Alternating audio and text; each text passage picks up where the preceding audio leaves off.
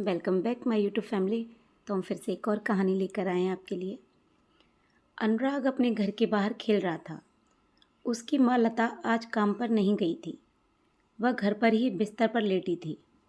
उसने अनुराग को आवाज़ दी, कहाँ है बेटा, इधर आ। अनुराग माँ की आवाज़ सुनकर दौड़कर माँ के पास आया और बोला, क्या हुआ माँ? लता बोली, बेटा ज़रा सा पानी दे दे पीने के लिए और जा रानी चाची को बुला ला। अनुराग ने माँ को पानी दिया। पानी देकर वह दौड़कर रानी चाची के घर पहुँच गया और रानी से बोला, चाची माँ ने आपको बुलाया है। रानी बोली, ठीक है तू चल, मैं आती हूँ। कुछ ही देर में रानी चाची माँ के पास आ गई और लता से बोली, मैंने तुझे पहले ही कहा था काम से छुट्टी लेकर पहले अपना इलाज करा ले, लेकिन तूने मेरी सुनी है कभी? लता बोली, बहन मुझे लगता है मैं शायद बच न पाऊँ। मुझे अनुराग की चिंता होती है। ये तो अपने हाथ से खाना भी नहीं खा पाता, मेरे बाद इसका क्या होगा? रानी बोली, बेकार की बातें क्यों सोच रही है? ऐसी बीमारी तो आती जाती रहती हैं, तो ठीक हो जाएगी। कल हॉस्पिटल गई थी तो डॉक्टर ने क्या कहा? लता बोली, डॉक्टर ने बोला कि कैंसर फैल रहा है, लंबा इलाज चलेगा। लेकिन मैं जानती हूँ डॉक्टर झूठ बोल रहा है। मेरा शरीर मेरा साथ छोड़ रहा है। छोटा सा अनुराग घर के बाहर खड़ा होकर अपनी माँ और चाची की बातें सुन रहा था। उसे लगा जैसे उसका और माँ का साथ छूट जाएगा। रानी चाची माँ को समझा रही थी। लता बोली, बहन मेरे अनुराग का ध्यान रखना। जानती हूँ तुझ पर मेरा कोई हक नहीं है, लेकिन इसके पिता के जाने के बाद सभी ने मेरा साथ छोड़ दिया। रानी बोली, तू इसकी चिंता मत कर, तूने कहा था बड़े कैंसर के हॉस्पिटल में इसका इलाज है। लता बोली, हाँ है तो सही, लेकिन वहाँ इलाज कराने में बहुत पैसा लगेगा। मैं कहाँ से लाऊंगी इतना पैसा? रानी बोली, भगवान पर भरोसा रख, सब ठीक हो जाएगा। अनुराग छिपकर दोनों की बातें सुन रहा था। उसे बस इतना पता था कि भगवान उसकी माँ को अच्छा कर सकते हैं। शाम को जब लता सो रही थी तब अनुराग ने अपने बैग में से नोटबुक निकालकर कुछ लिखना शुरू किया।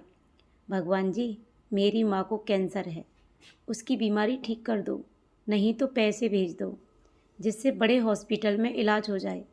पापा की तरह मेरी माँ को अपने पास मत बुला लेना। भूल न जाना मेरा घर बड़े मंदिर के पीछे वाली गली में दूसरे नंबर का है। आपका अनुराग। चिट्ठी लिखकर अनुराग ने अपने बैग में रख ली। अगले दिन वह सुबह चिट्ठी लेकर गया और पोस्ट बॉक्स में डाल आया। अनुराग बहुत खुश था। उसे पता था भगवान जी उसकी माँ को ठीक कर देंगे। लता बोली, कहाँ चला गया था सुबह सुबह? अनुराग बोला, कहीं नहीं माँ, बस घर के बाहर ही खेल रहा था। अनुराग की लिखी चिट्ठी डाक के साथ छटने के लिए पोस्ट ऑफिस पहुँच गई। वह चिट्ठी एक डाके के हाथ लग गई, जिसे पढ़कर वह पोस्ट मास्टर के पास ले गया। पोस्ट मास्टर चिट्ठी को पढ़कर सोचने लगा, इस बच्चे की मदद करनी चाहिए। उसने चिट्ठी अपनी जेब में रख ली। शाम को पोस्ट ऑफिस से छुट्टी करके पोस्ट मास्टर अपनी बाइक से घर जा रहा था। रात का समय था। अचानक बाइक का बैलेंस बिगड़ गया और बाइक के साथ पोस्ट मास्टर गिर गया।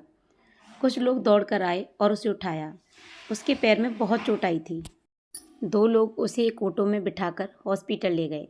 वहाँ तक जाते जाते वह बेहोश हो गया। हॉस्पिटल के सबसे सीनियर डॉक्टर सुरेश जी उस समय ड्यूटी पर थे। उन्होंने पोस्ट मास्टर के पैर का प्लास्टर लगवाया, उसे इंजेक्शन लगाया। फिर वो नर्स से बोले, इसे कौन लाया था? नर्स बोली, पता नहीं सर, कुछ लोग इसे यहाँ छोड़कर गए हैं। कह रहे थे बाइक से गिर गया है। सुरेश जी बोले, इसकी तलाशी लो, इसका नाम पता कुछ पता लगे। नर्स ने तलाशी ली और बोली, सर ये पर्स मिला है, इसमें इसका आई कार्ड है। ये किसी पोस्ट ऑफिस में पोस्ट मास्टर है और साथ ही एक चिट्ठी मिली है। सुरेश जी बोले, ऐसा करो, आई कार्ड पर जो लिखा है उस पर किसी को भेजकर खबर कर दो। उसके बाद सुरेश जी वह चिट्ठी पढ़ने लगे। अगले दिन सुरेश जी पोस्ट मास्टर को देखने आए। तब तक उसके घर वाले भी आ चुके। सुरेश जी बोले, अब आप कैसे हैं? पोस्ट मास्टर बोला, ठीक हूँ डॉक्टर साहब। ये प्लास्टर कब उतरेगा? सुरेश जी बोले, जल्द ही उतर जाएगा। हड्डी में फ्रैक्चर नहीं है, हल्का सा क्रैक है, इस पर वजन मत डालना, 15 दिन में सही हो जाएगा। एक बात बताओ, तुम्हारी जेब से ये एक चिट्ठी मिली है, किसकी है ये? पोस्ट मास्टर बोला, पता नहीं, कल डाक छांटते समय एक डाकियों को मिली थी, उसने मुझे दे दी। सुरेश जी शाम को अपने दोस्त राजेश के घर पहुंच गए और उससे बोले, राजेश मुझे एक बच्चे की चिट्ठी मिली है, क्या हम इसकी मदद कर सकते हैं? राजेश जी उसी बड़े कैंसर हॉस्पिटल के मालिक थे। वो बोले, ये कौन है? सुरेश जी बोले, पता नहीं, ये चिट्ठी कहीं से मिली है मुझे। राजेश जी बोले, बहुत अच्छा किया आपने, मैं कल ही सारा इंतजाम करता हूँ।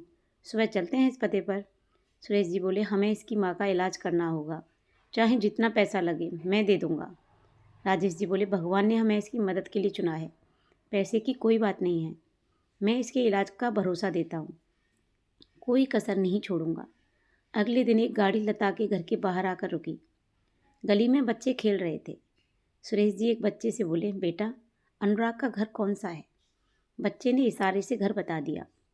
दोनों ने घर का दरवाज़ा खटखटाया। अनुराग ने दरवाज़ा खोला और उनसे बोला, आप कौन हो, किससे मिलना है? सुरेश जी बोले, बेटा आपने ये चिट्ठी लिखी थी, हमें भगवान जी ने भेजा है तुम्हारी माँ का इलाज करने के लिए। अनुराग बहुत खुश हो गया। राजेश जी और सुरेश जी ने लता को सारी बात बता दी। ये सुनकर लता की आंखों से आंसू बहने लगे। उसने रानी को बुलाकर अनुराग को उसके पास छोड़कर उसके साथ हॉस्पिटल के लिए निकल गई। लता का कैंसर हॉस्पिटल में अच्छे से इलाज हुआ। 4 महीने बाद उसकी सारी रिपोर्ट नॉर्मल आ गई। उसे हॉस्पिटल से छुट्टी मिल गई। आज लता घर आ गई। अनुराग बहुत खुश हुआ और बोला, माँ आपको भगवान जी ने ठीक करके भेज दिया, वहाँ पापा मिले थे क्या? लता बोली, नहीं बेटा, बस भगवान मिले थे, वो भी तेरी चिट्ठी के कारण। तो आप लोग बताना कि आपको ये कहानी कैसी लगी और आपको इस कहानी से क्या सीख मिली। अगर आपको ये कहानी अच्छी लगी तो प्लीज़ अच्छे अच्छे कमेंट करना, और आप हमारे चैनल पर नए हो तो प्लीज़ हमारे चैनल को सब्सक्राइब करना, लाइक करना, शेयर करना, और ऐसी मज़ेदार कहानियों के लिए बने रहिए हमारे चैनल पर। मिलते हैं एक और वीडियो में एक और कहानी के साथ। तब तक के लिए thank you so much. Bye bye everyone. जय माता दी।